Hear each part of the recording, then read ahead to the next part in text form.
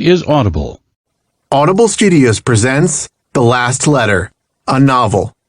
Written by Rebecca Yarros, performed by Teddy Hamilton and Jennifer Stark. Chapter 1. Beckett. Letter number 1. Dear Chaos, at least that's what my brother says they call you. I asked him if any of his buddies needed a little extra mail, and yours was the name I was given. So hi, I'm Ella. I know the whole no real names in correspondence rule. I've been writing these letters just as long as he's been doing what he does, which I guess is what you do. Now, before you put this letter aside and mumble an awkward thanks but no thanks like guys do, know that this is just as much for me as it is for you. Considering that I'd be able to have a safe place to vent away from the curious eyes of this tiny, nosy town, it would almost be like I'm using you. So if you'd like to be my ear, I'd be grateful, and in return, I'd be happy to be yours. Also, I make pretty awesome peanut butter cookies. If cookies didn't come with this letter, then go beat my brother because he's stolen your cookies.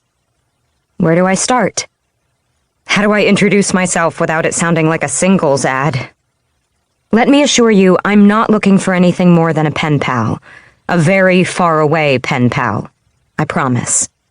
Military guys don't do it for me. Guys in general don't. Not that I don't like guys. I just don't have time for them. You know what I do have? Profound regret for writing this letter in pen. I'm the little sister, but I'm sure my brother already told you that. He's got a pretty big mouth, which means you probably know that I have 2 kids, too.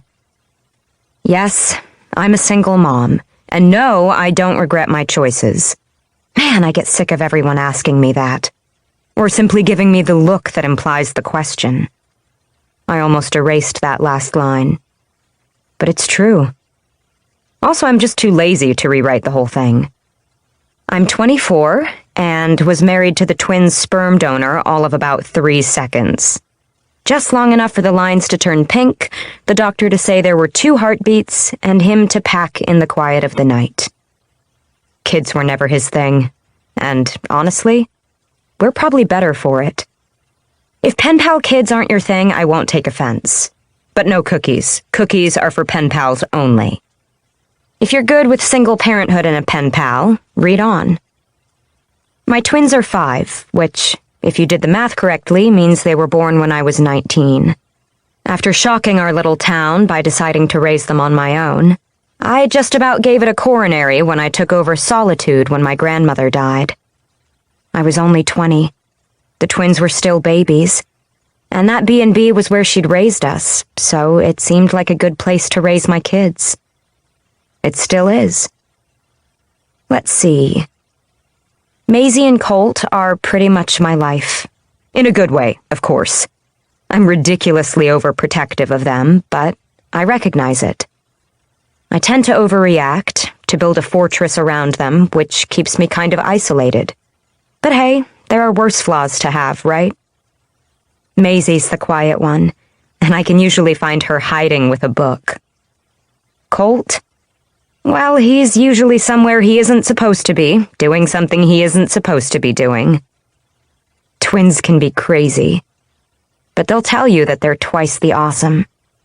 Me? I'm always doing what I have to, and never what I really should be or what I want to. But I think that's the nature of being a mom and running a business. Speaking of which, the place is waking up, so I'd better get this box sealed up and shipped. Write back if you want.